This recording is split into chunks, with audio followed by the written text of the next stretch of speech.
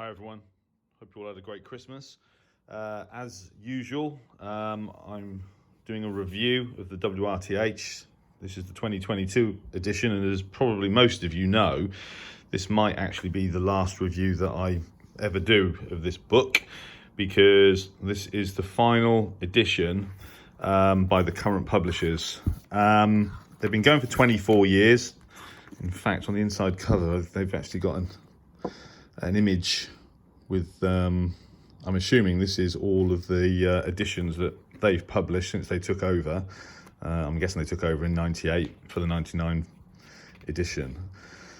I actually spoke to the publisher in person last week and asked him, what were the reasons, and you always assume commercial, but actually what he told me was that a lot of the people that contribute to this book and do it for almost nothing are all sort of getting older now and sort of hanging up their headphones. I think someone did tell me a long time ago that the people that contribute to it, this is kind of like the local knowledge that you need to produce this book, because obviously it's global. They do it basically for a free copy of the book, which obviously has a sort of value of 35 quid.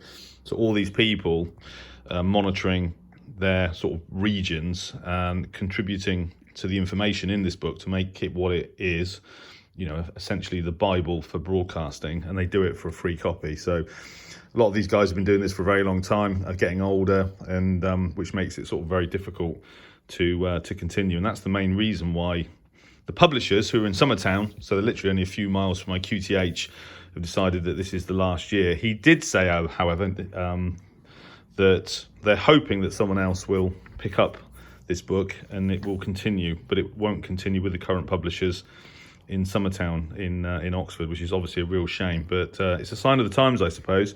We know that broadcasting on HF shortwave has been in decline probably since the fall of the Berlin Wall, since 89, 90, and the publisher makes the comment himself actually that even when they took the book over sort of 20 years ago,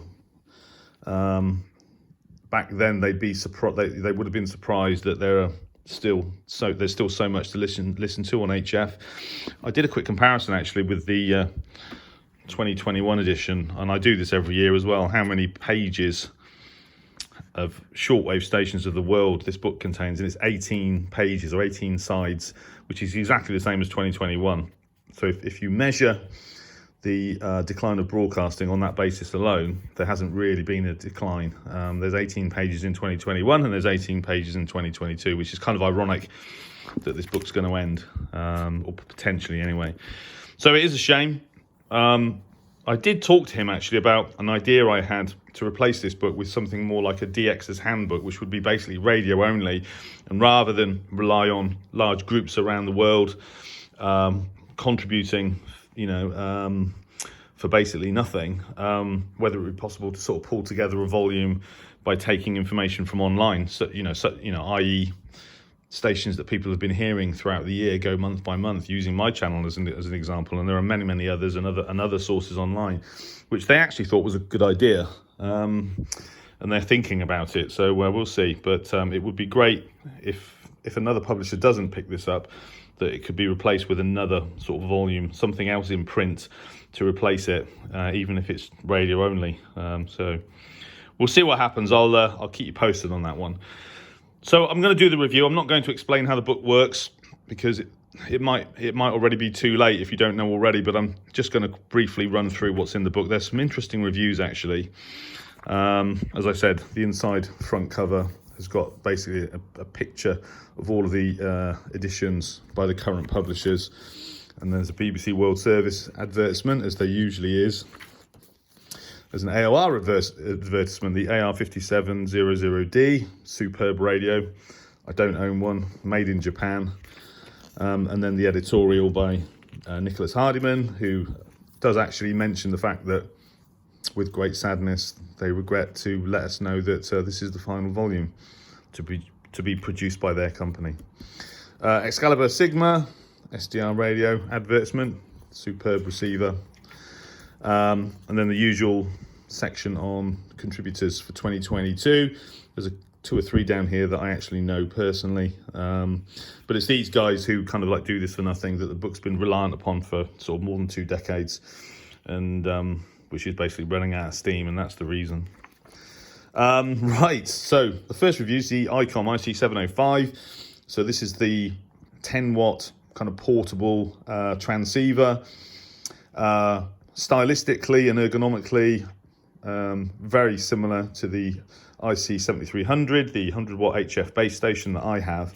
But I know that it's very popular with DXs, just for its receive capabilities and the fact, obviously, that it's portable.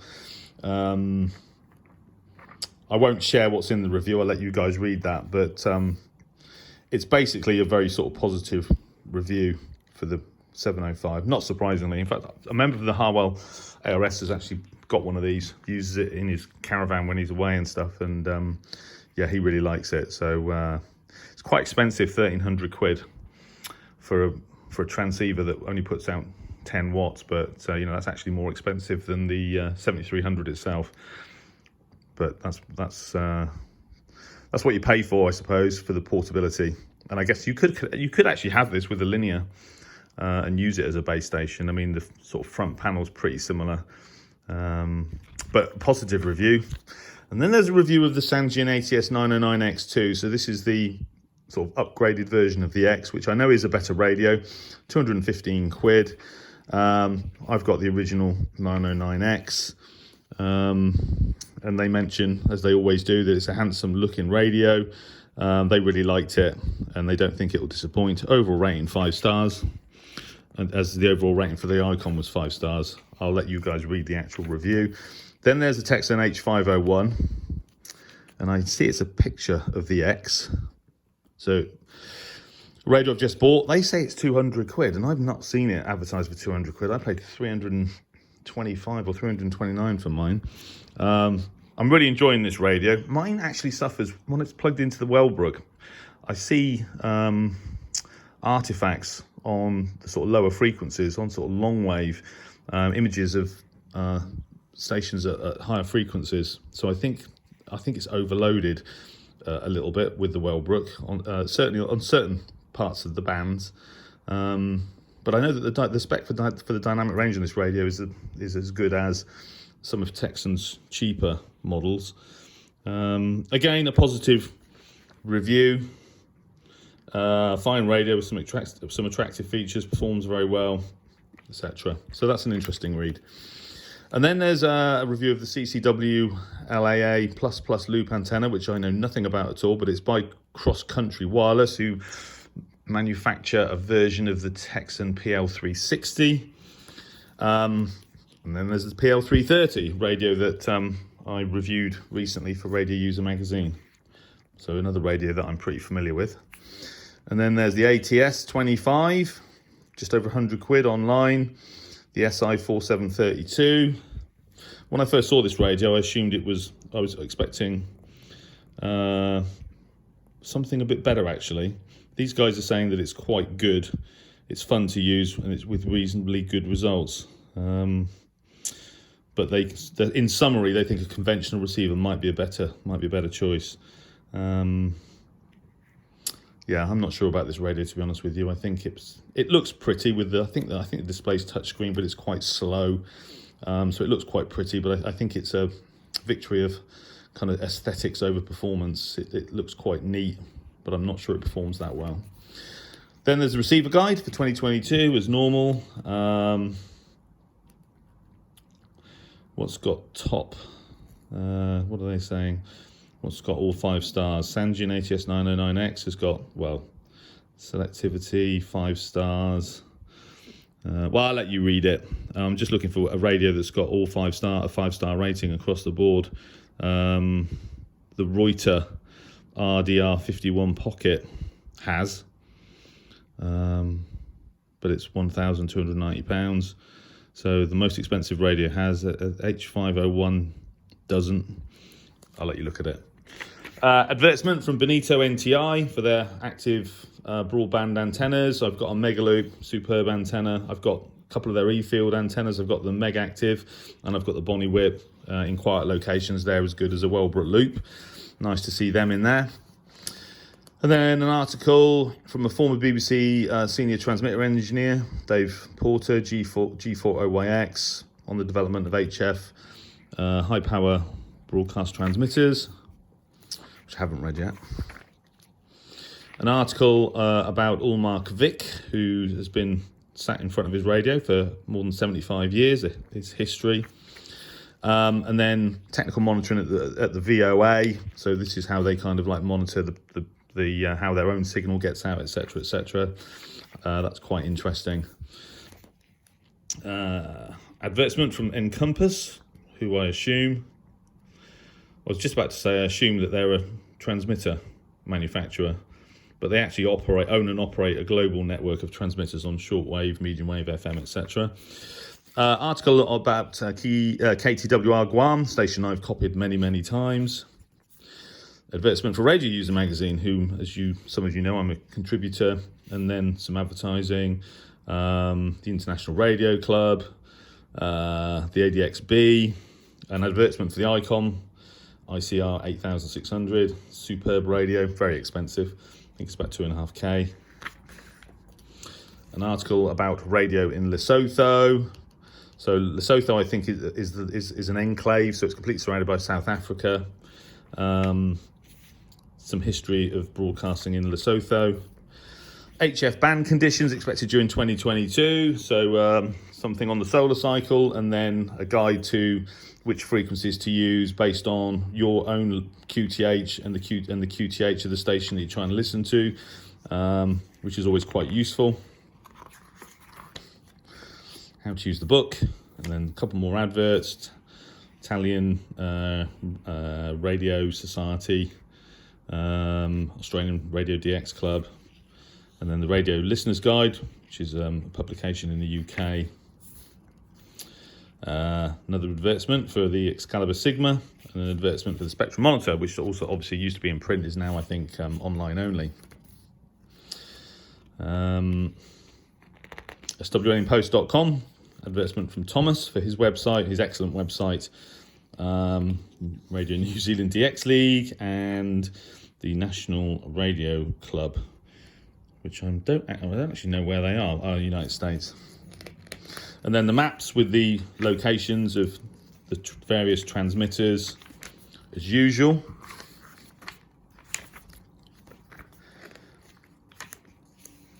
World time zone table, so you can look up by country, find out where they are in relation to GMT. If you're in the UK, that is, of course. Some more adverts, and then the main body of the book. So there you go. So that's it. As I said, if you go to shortwave stations of the world, the lowest frequency station is 2350 kilohertz, and that's KCBS. I'm just looking all the way down through 60 meters. So all the kind of low frequency stuff that I'm interested in. It's about one page now. Where are we going to? Sort of 5055, yeah, 4KZ on 5055. That's literally it. I'm sure 20, 30 years ago, from sort of 120 meters to the top of 60 meters used to be many pages. It's now basically just one page, but it's the same as it was in 2021. So there you go. 18 pages of shortwave stations around the world, and then just the usual stuff, broadcasts in English, French, German, Portuguese, Spanish, etc. Advertisers index at the back.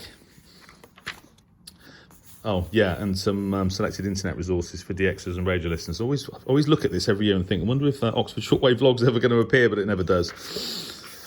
So there you go. Nortel advert on the back. So that's the WRTH 2022 edition, possibly the final edition that we're ever going to see by these publishers. As I said, I spoke to the guy in person, and to Nick, and he said he is hopeful that another publisher will pick up this book, which would obviously be amazing. I asked him what the circulation was. At one point, I think he said it was more than at one point it was 80,000. It's now about 8,000. So it still sells in sort of reasonable quantities, but you know, compared to a bestseller, it's nowhere. So all I can say is, although this is the final edition, maybe that's a good reason to buy this book. Even more of a reason, this is the last one we might ever see. So you know, if I was another publisher and I was looking at taking over the publishing of this book, one of the things that's going to interest me, one of the sort of fundamental measures, is how many people buy this book. And who knows, the difference between another publisher picking this up and not might be basically the difference between, you know, you and your other radio friends and colleagues buying a copy and not buying a copy. So I would still urge you to buy this book, because even if it is the final version, it's still incredibly useful. And this section on shortwave stations of the world, and obviously medium wave by region, I still consider it the Bible. I've never known it to be incorrect. And that's really because of the contributions from sort of local sources. So if you can, buy the book. And as I said, you know, maybe that'll make the difference. You never know. I think it's worth it for 30 quid. I think it was 33 quid or something. So yeah, I would implore you to buy it anyway. And if it's the final version ever, then you can put it on the bookshelf, and you know, and you can still use it in years to come. You know, a lot of this information stays relevant for a long time. Well, I hope you all had a great Christmas. I wish you all a happy New Year, and I'll look forward to receiving your comments and answering them on the channel in due course. So with that, I wish you all good DX 73.